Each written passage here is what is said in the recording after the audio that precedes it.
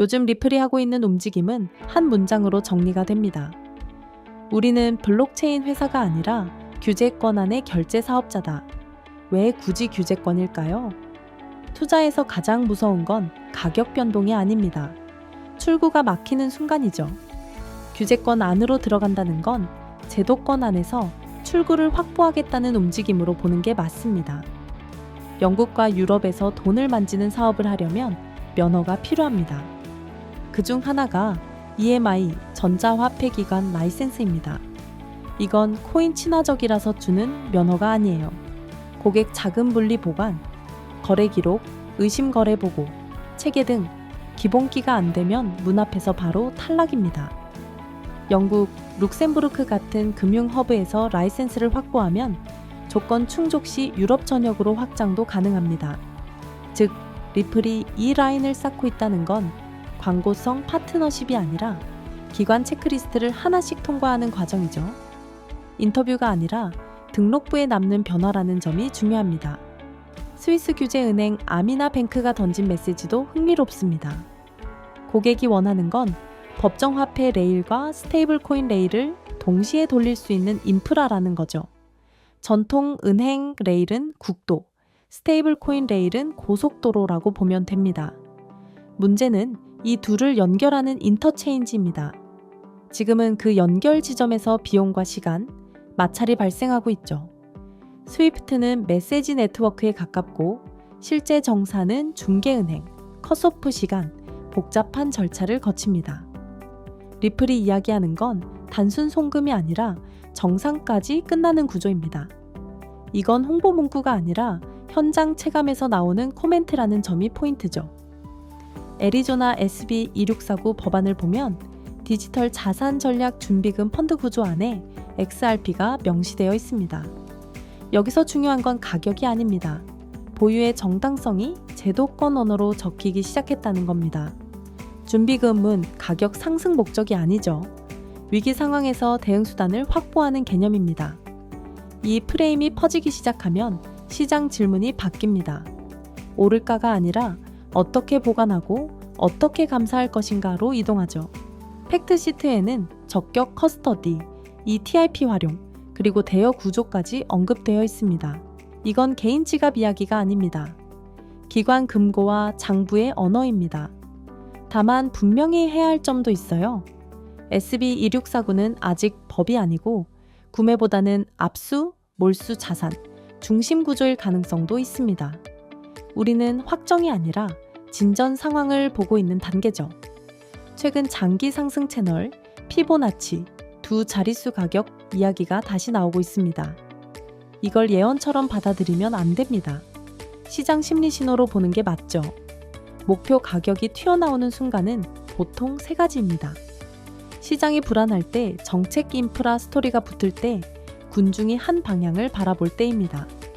지금은 세 조건이 겹쳐 있는 구간이에요. 장기 채널 이야기가 많아진다는 건 시장이 단기 뉴스가 아니라 중장기 프레임을 찾고 있다는 신호입니다. 가격보다 더 중요한 건 돈이 실제로 움직이느냐입니다. 최근 XRP 레저에서 스테이블 코인 전송량과 속도가 1년 만에 최고 수준을 기록했습니다. 장호는 약 4억 달러 대 최근 30일 전송량은 12억 달러 수준입니다. 1년 전 대비 2배 이상 증가했죠. 핵심은 단순합니다. 장호 증가는 들어왔다는 의미이고 전송 증가는 일하고 있다는 의미입니다. 결제 레일이 실제 흐름이 되기 시작하면 그때 시장은 장기 프레임을 붙이게 됩니다. 물론 낙관만 할 수는 없습니다. 라이선스와 채택이 곧바로 가격 상승을 보장하지는 않아요. 애리조나 법안은 아직 확정이 아닙니다. 결제 레일 경쟁자는 많고 스테이블 코인도 계속 진화하고 있습니다. 그래서 지금 중요한 건 당위 가격이 아니라 무엇이 먼저 바뀌고 있는가를 보는 시각이죠. 이번 흐름을 한 단어로 정리하면 정상화입니다. 코인이 특별해지는 게 아니라 코인이 다뤄지는 방식이 제도권 안에서 정상화되는 과정입니다. 당위 변동성은 여전히 거칠 수 있습니다. 하지만 레일이 깔리는 과정이라면 가격보다 인프라를 먼저 보는 게 맞아요. 이럴 때일수록 차트보다 펀더멘탈, 소음보다 구조를 보셔야 합니다. 그러나 리플 XRP 같은 경우에는 본질적인 문제가 있죠. 이번 2월에 대규모 락업 해제 일정이 있습니다. 락업 해제가 뭔지는 다들 알고 계실 겁니다. 기업과 고래들에게 투자 대가로 지급된 물량이 시장에서 매도 가능해지는 것을 의미합니다. 여기서 중요한 것은 얼마만큼 풀리느냐보다도 풀린 물량 중에서 실제로 얼마나 매도되느냐입니다. 그동안 리플 XRP 차트를 보시면 알겠지만 락업 해제 물량 중 대규모 매도가 발생했을 때는 항상 큰 가격 하락이 나왔습니다. 그리고 지금 리플 XRP에 투자하고 있는 VC들의 트랜잭션과 포트폴리오를 보셔도 알겠지만 갤럭시 캐피탈, SBI 홀딩스, 블랙록, 소프트뱅크, 판테라 캐피탈 등 많은 기업들이 참여해 왔습니다. 하지만 문제는 이 기업들 같은 경우 클래리티 법안이 지연되면서 시장 리스크 회피 차원에서 덤프 물량을 매도했고 그로 인해 가격 하락과 눌림이 발생했다는 겁니다. 그래서 홀더분들 입장에서는 락업 해제 물량 매도가 반복되면서 기관 자금 유출과 가격 하락이 이어졌기 때문에 어떻게 대응해야 할지 고민이 많으실 겁니다. 결론부터 말씀드리면 리플 XRP는 조만간 큰 가격 상승과 반등이 나올 수밖에 없는 중요한 재단 일정과 온체인 데이터가 존재합니다. 그동안은 덤프 물량 매도로 인해 가격 하락이 불가피했지만 이제는 매도 가능한 물량이 상당 부분 소화되면서 매도 압력이 크게 감소했습니다. 그리고 클래리티 법안 통과 가능성이 높아지면서 그동안 유출되었던 기관 자금이 조금씩 유입세로 전환되고 있습니다. 결정적으로 아직 매도되지 않은 대규모 XRP 물량이 재단의 락업 해제 일정에 맞춰 거래소로 이동하고 있습니다. 이걸 들으면 그럼 매도 물량 늘어나서 악재 아닌가요? 라고 질문하실 수 있습니다. 하지만 꼭 그렇지만은 않습니다. 기업과 고래들도 락업 해제 물량을 유리하게 매도하기 위해서는 큰 가격 상승과 반등을 만들어야 하기 때문입니다. 과거에도 큰 논란이 있었죠.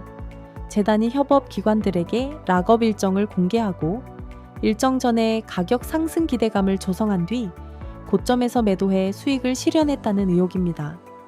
재단은 투자를 더 받기 위해 가격을 상승시키고 기관들은 차익 실현을 하고 개인 투자자들이 고점에서 물량을 받아내는 구조였다는 거죠. 실제로 재단 일정 전에는 항상 큰 가격 상승이 나왔습니다. 그리고 이후에는 차익 실현과 함께 하락이 반복되었습니다.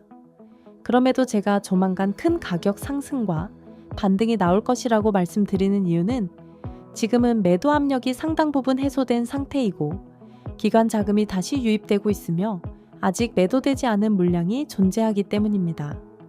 결국 기업과 고래들은 자신들의 물량을 유리하게 매도하기 위해서라도 상승 구간을 만들어낼 수밖에 없습니다.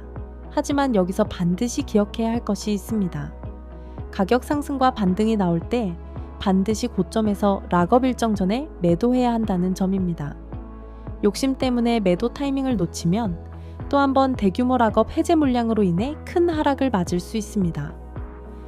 락업 해제는 원래 투자자 보호 목적이지만 정보를 모르는 개인 투자자들은 올라갈 때 매수하고 떨어질 때 매도하며 손해를 보는 구조였습니다.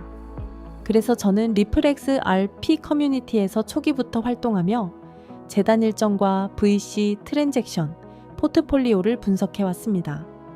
이 정보를 통해 락업 해제 일정 전 가격 상승 구간에서 목표 매도, 락업 해제 이후 덤프 물량이 소화된 뒤 재매수 타이밍을 공유해 드릴 겁니다. 저도 영상으로 공유를 해드리고 싶지만 이 정보를 영상에서 공개해버렸다가 재단이나 기관 투자자들이 이 내용을 알게 되면 가격을 펌핑시키는 일정 자체를 변경해버릴 수 있겠죠.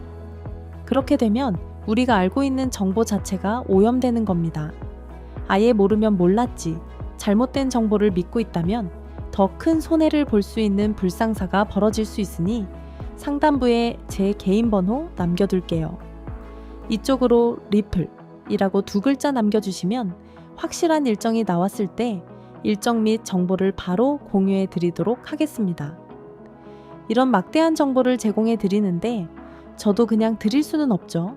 물론 금전적인 요구는 절대 아니니 걱정하지 마시고요. 간단하게 제 채널의 구독과 영상의 좋아요, 그리고 댓글로 신청했습니다 라고 남겨주시면 제 구독자님이신 것 확인한 후 해당 정보 바로 보내드리도록 하겠습니다. 다시 말씀드립니다. 저는 해당 정보를 빌미로 멤버십 가입 유도나 금전적인 요구를 절대 하지 않습니다. 그러니 걱정 안 하셔도 되세요. 그리고 제게 간혹 이런 질문을 하시는 분들도 계세요. 해당 락업 해제 관련 이슈로 그냥 리플에 투자했던 기업이 거래소로 물량을 옮기는 걸 수도 있지 않느냐 라는 질문들을 주시는데요. 몇 개 기업만 물량을 옮긴다면 기업 사정에 의해서 그럴 수 있겠죠. 그런데 지금 제가 보여드린 정보들은 XRP에 투자한 모든 기업과 고래들이 하락 이후 또 락업 해제 일정 전마다 거래소로 물량을 옮기는 타이밍과 패턴이 있습니다. 그렇기 때문에 결국 개인이 아니라 기업이기 때문에 재단의 일정대로 움직이는 거라는 거죠. 즉, 그 타이밍에 맞게 고점에서 매도 수익 실현을 하셔야 한다는 겁니다. 자, 오늘 영상은 여기까지입니다. 개인은 기관과 고래들을 이길 수 없습니다. 우리는 그들을 이용해서 수익을 가져가야 합니다. 오늘도 고생 많으셨습니다. 다음 이 시간에 뵙겠습니다. 감사합니다.